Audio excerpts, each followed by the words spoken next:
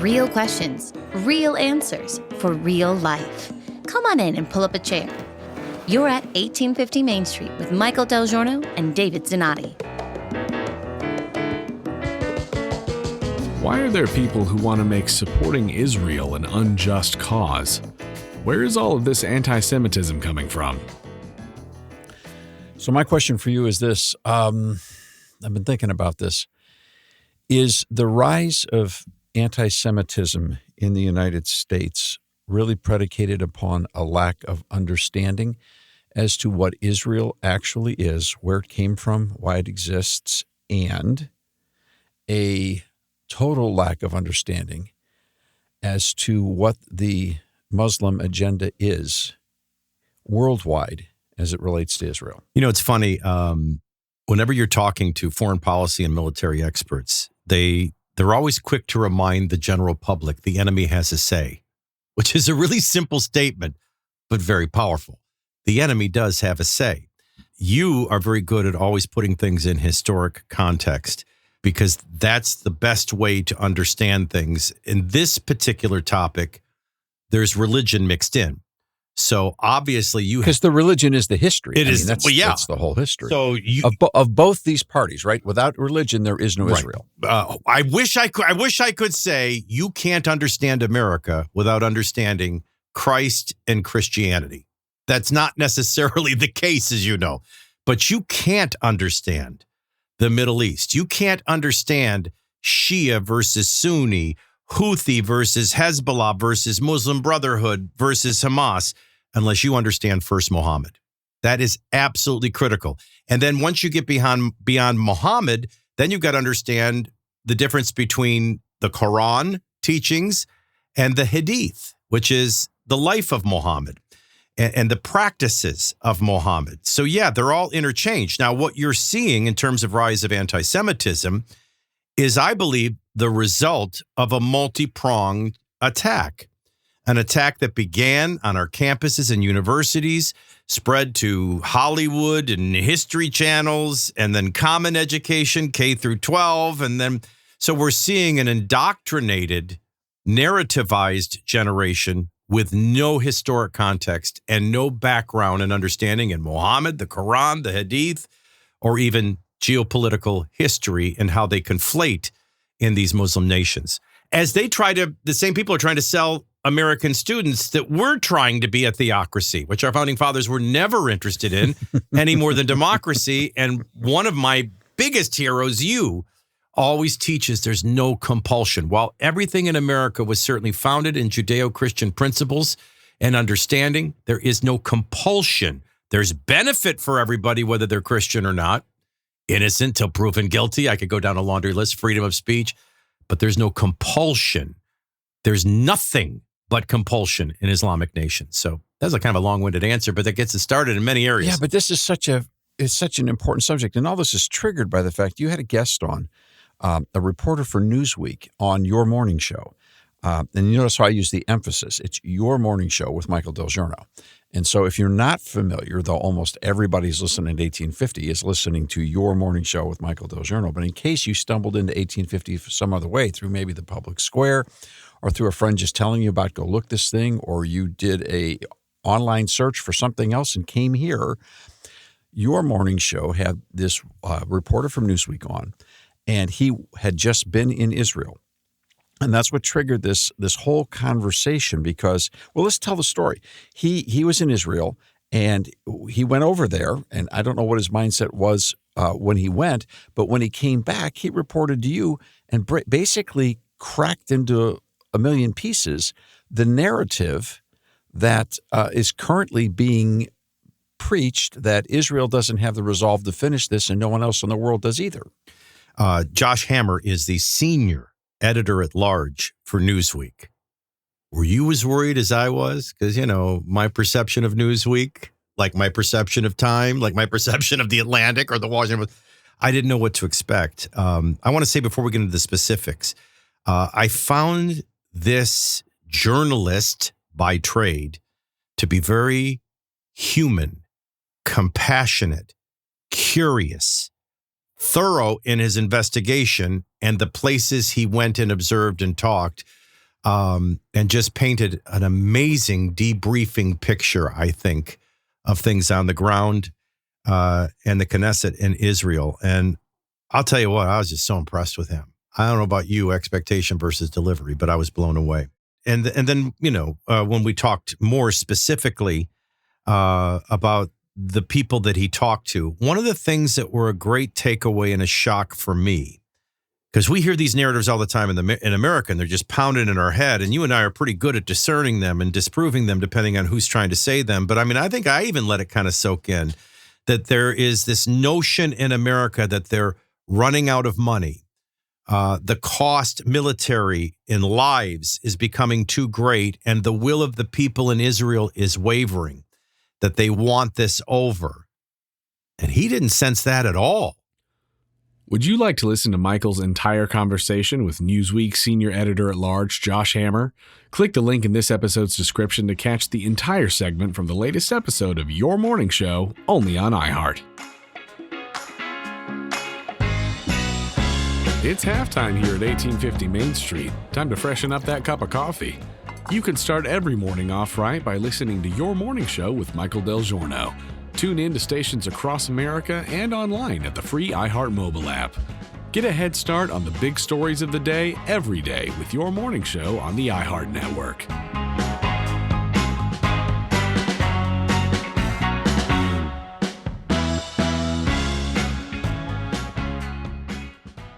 So let me ask you a question. Let's say that this was an American situation. I mean, I'm going back to the hostage situation, the whole way back to the end of the Carter administration when Ronald Reagan was elected. Let's say that Iran or Hezbollah or whatever, let's say that they seized, and I know that there are Americans still being held, which I guess it kind of almost blows up what I'm about to ask you, because somehow we've forgotten that there are Americans still in this mix. But let's presume that something happened and someone absconded 100 Americans and held them as hostages. And we were in a position to militarily have to go pursue to get those 100 people. At what point would the American people say, the price is too high, just let them die? I hope never. Jimmy Carter, one thing about Jimmy Carter, he got the sacredness of life. He got our creator, that we are creation. Didn't get a lot of geopolitical and domestic policy issues right. And you probably bring up his biggest mistake ever, the U.S. meddling in the Iranian elections. So we took a stand against the Shah, and would we get the Ayatollah? Would we get the Islamic Republic of Iran? It was a disaster. Probably the greatest embarrassment to Jimmy Carter was that they wouldn't release the hostages until after Ronald Reagan took the oath of office. That was a big slap in the face. But it also shows you how Muslims respond to resolve versus if somebody wants to be appeasing, which is how Carter was perceived in the Islamic nation. There's a part of me that says, you don't negotiate with terrorists. And then there's a part of me that goes, Jimmy Carter wasn't going to stop till every human life was released. I don't think America was ever going to lose its resolve. And then, of course, they were all released when Ronald Reagan became president. Otherwise, they would have been reduced to dust. And that's kind of how Islamic plays it, And again, it goes back to getting all their cues from Muhammad. So Muhammad tells you to go behead. Muhammad tells you to go convert or kill or convert or tax, or to take hostage or to rob and to steal. That's why you have so many problems at sea with robbing and stealing. Our founding fathers had to deal with that early on with Islam because Muhammad did all these things. They're following Muhammad's three very different examples. But hostages is a big part of how they play. And we saw that in Benghazi as well. And so that's why for Israel, they're not going to stop till they get their hostages back. And that's kind of the game that's always played, in this case with Hamas. They'll eventually release them all and the pounding will stop. But that's the role they play. And hopefully America would never lose its resolve in your scenario. Let's go to that very question about America's resolve. I sense there is a profound erosion in America for support for Israel, and that it is being driven by a passion of people who are now living in this country from other Arab nations, from other Muslim nations, who are basically reinterpreting historical reality through their political and religious agenda, and Americans who are not being taught history about the nation of Israel, about America's relationship to the nation of Israel, and are being caught up with this form of pseudo-social justice, that somehow the people that are here who claim to be Palestinian are being defrauded by Americans' alliance and foreign policy with Israel. You following me there? I follow you, and it's a very smart question because the Sunnis, and again, we did this on your morning show. I'll do it very, very quickly in like 15 seconds. No, take your time, because not everybody listens to us in the morning, which kind of breaks my heart, but, okay. Well, okay. Muhammad lived 3 very contradictory lives. At first, he started in Mecca. He was very tolerant. He was just one of 365 religions and got along with everyone. And by the way, informing it, grabbed portions of Judaism, portions of Christianity, portions of himself, and he creates Islam. He creates the Muslim faith. Then he gets a little less tolerant, starts fighting with some relatives, intolerant towards others. Then he starts robbing the caravans and thieving, and then ultimately ends a bloodthirsty warrior. So you have 3 kinds of Muslims today. We're lucky that most of them are like his first example, and they're peace-loving. Others are more political. Now, some of this Shia Sunni stuff goes to all the way back to after Muhammad's death. Very interesting. Muhammad didn't have a promise for eternal life, and Muhammad could give no assurance of his own eternal life, nor did he resurrect. So he had a successor. And then everybody didn't agree on who his successor was. That's why some today are Sunni and some today are Shia. This is a bit oversimplified, but where their shift is, some believe you attack now. Force, blood, that's all that happens. That's why if you have a bunch of jihadi Islamist terrorists in your country, they're going to do something. They may wait a couple of months, but they're going to do something. But you get Sunni Muslims in your country, that's a different story. Because what Sunnis do is they follow a much more political path, a much more patient path. So they will start coming to your country and migrating. They will start populating. Then they will start influencing and agitating. And then ultimately, when the tipping scale happens, and it's not 51%, as you know, it doesn't take 51% to start tipping the scale. Mm-hmm. Then they wage war. That's a much longer, slow, patient way of play. You almost don't have to ask, and it's because they're following different models. Muhammad played it patient and political. That's why we discuss political Islam much different than jihadist Islam. And then, of course, later he was very much a bloodthirsty blood warrior. So that's why you have these 2 contradictions. So yes, I think all of the above. I think many of them, especially at our universities, are moving here, training, getting education, getting positions of high power, whether it's in the medical community, and I'm not being Islamophobic here. I'm just saying this is how they play, and it changes the view. Because there is one thing that Sunnis and Shias do have in common. They don't recognize Israel's right to exist. They want to destroy Israel, kill every last Jew, first comes Saturday, and ultimately, Christians, death to America. The difference is the Iranians and the Hamases and the Houthis, the Shias, they want to wage war right now. The Sunnis want to play it patient. So it's a little bit of all that. Some of this anti-Semitism is as old as time. Some of it just gets clingers on, right? What about the group, David, that just says, we got to stop policing the world and we can't afford, we should secure our country. We don't need to be fighting wars and setting up governments other places, which is a legitimate conversation, but it's not relevant to this, and the enemy has a say. Well, that conversation goes the whole way back to the founding era, into Washington's farewell address, and getting involved in entanglements in foreign governments. Every generation has to contextually deal with that principle, which is mind your own business, because you can't rule the world. That's not why America exists. The question becomes, at which point in time always is the balancing point. At which point in time is, if Israel is wiped out by the Muslim communities, the Muslim nations aligned, if they wipe out Israel, it's a fair question to ask, what happens in Dearborn, Michigan? Okay, because I'm looking right now at a Microsoft, an MSN article from a few weeks ago talking about, the headline reads, Dearborn, the Arab heart of the United States is abandoning Biden over the war on Gaza. This is pretty imminent politics, isn't it? Yes. And you remember we had these conversations, months ago, and we kind of identified it, not trying to be clever, just trying to help people, get simple grasp. The A problem for the Republicans is really autonomy, but we said abortion. So the Republicans have an A problem, an abortion problem. And I think you could actually say, and it's very difficult for people that are just life, and there is no victory until babies' lives are saved. There's no incremental victories. But I think the Republicans have handled their A problem a lot better than the Democrats have handled their I problem, which is Israel. And this speaks directly to the squad and the divide within their party and everything that they've welcomed in multiculturally. It's a problem for them. Also, I think, we've done in the past the three different lenses. One is biblical, another is geopolitical, and the third that we've kind of talked about first today, which is historical. And there is no context, not at our university level, certainly not in the public. Not the public square isn't a great radio show you can listen to, but in the public square of America, there's very little context and understanding of that. And then we begin to follow things that are bad, worse and worse. And I think the most compelling thing, and it came up today, and I said, the best news of the day is Pakistan bombed inside Iranian territory. That's not because I'm bloodthirsty. I want to see somebody die.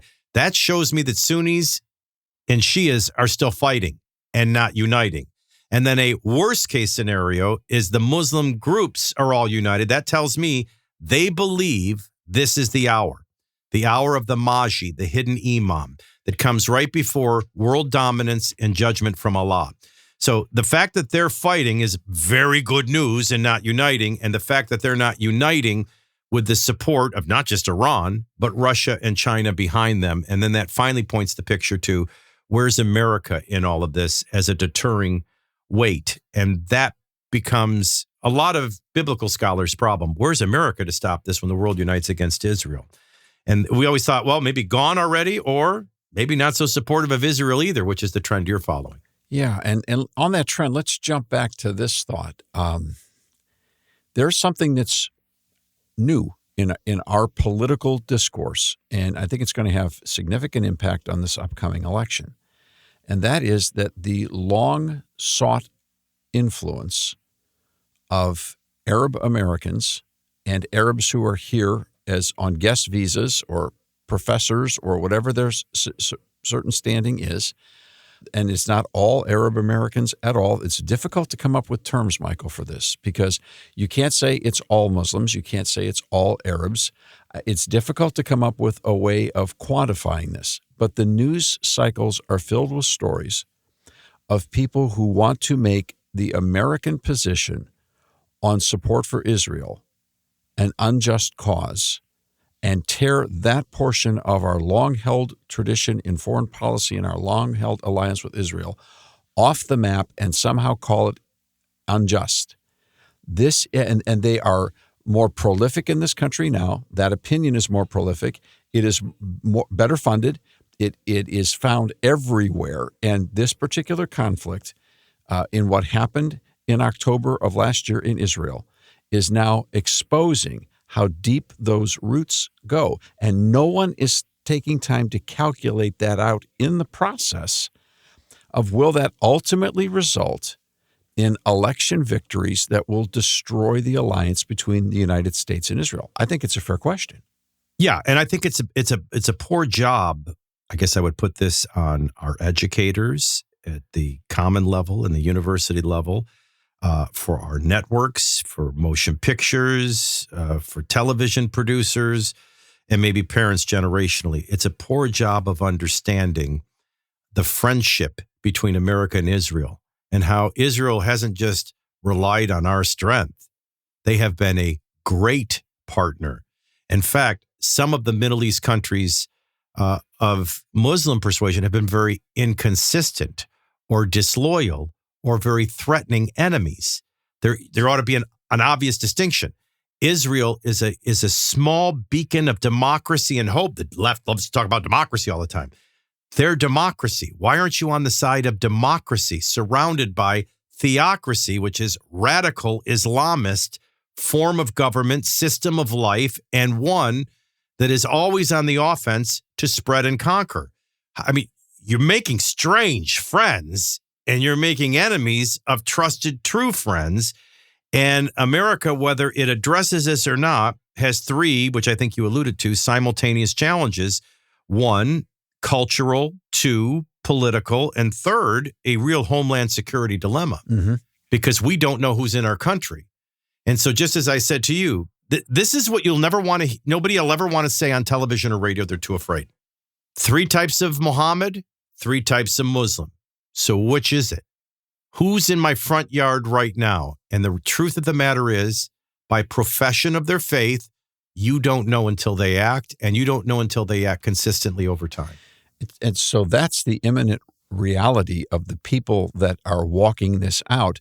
The second part of that reality that is it's just kind of stunning to me. I kind of can't get over it, is how little we really know about this conflict and how we keep trying to reinterpret it according to the Western American mindset, which is there's good guys and there's bad guys, and you get to pick. Can I give you a great example? Sure. When you see, and we saw it with Hamas when they invaded the borders of Israel, raping, beheading women, killing soldiers, what are the people that are standing around doing? They're worshiping. They're not cheering. They're not in rage. This is a form of worship to them. The notion that jihad is evil is unthinkable from their standpoint.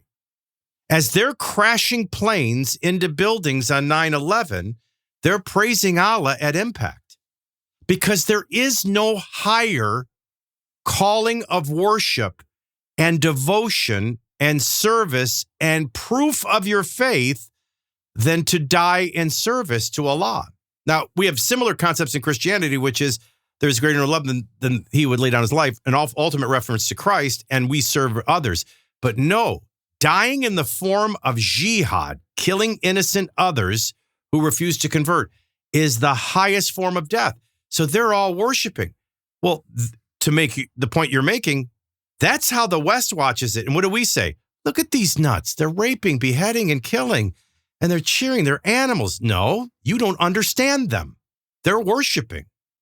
You're having a hard time with this, but I'm telling you, this is how differently our view is from their view of themselves, and how ignorant we are of what they're doing, and that they're not going to stop. This is almost an unfair conversation, because I just basically walked up to you and bumped you hard enough that you spilled half your cup of coffee all over the place in regards to the level of information, knowledge, research, investigation you've done on this for as long as I've known you, and I'm sure it's longer than that. And it's startling and it's troubling, because it doesn't fit into our movie narrative mindset in regards to foreign policy. And there are a lot of people that are in this country right now that are pleading for justice for the Palestinian cause. And Americans are susceptible to that kind of language.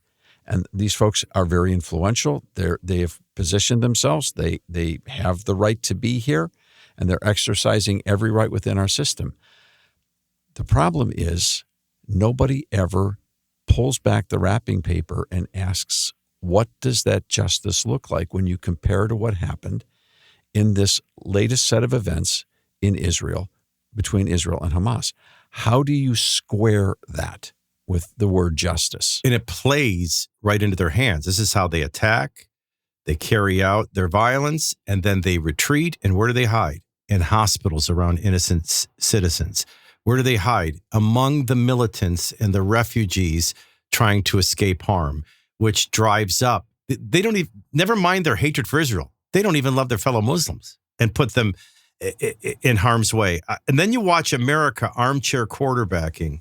Mm-hmm. And come on. Well, yeah, because if America knows nothing about Muhammad, nothing about Islam, nothing about these Middle Eastern countries, and we're going to second guess everything Israel does, who lives surrounded by them and among them and understands them better, and you're going to question it. And then I think the last default is, and you're going to relate to this because you grew up Italian and in Italian neighborhoods like me. There were times people got beat up just for their face. This is going to be inconceivable to anybody listening to this podcast, but I have seen people get beat up, and then when they ask, why'd you do that? And they go, I don't like your face. And that was all the reason you needed. Have you ever witnessed somebody who deserved to get beat up? And then once the guy really starts beating him up bad and pummeling him, then you're like compassionate. You're like, okay, now stop. That's enough. That's enough. Because you start feeling sorry for the guy. Even though he deserved it and provoked it, you start feeling sorry for him. And I think America has that good, natural compassion. We don't like to see anyone suffer. That we tend to lose sight of who's right, who's wrong, what is justice, and where do we go from here? And where we go from here is it's unacceptable for the Israeli people to be attacked the way they were on October 7th, and it should never happen again. And you know what?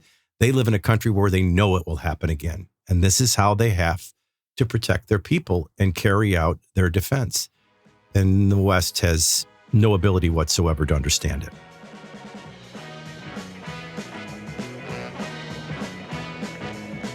Did you know that you can hear Michael and David every day on Your Morning Show on the iHeartRadio network? You can tune in daily or log on live to the free iHeart mobile app. Get a head start on the big stories of the day every day on Your Morning Show. Then join us here where the conversation continues. Subscribe today so you don't miss a minute and visit 1850mainstreet.com to find out more. We'll see you next time here at 1850 Main Street.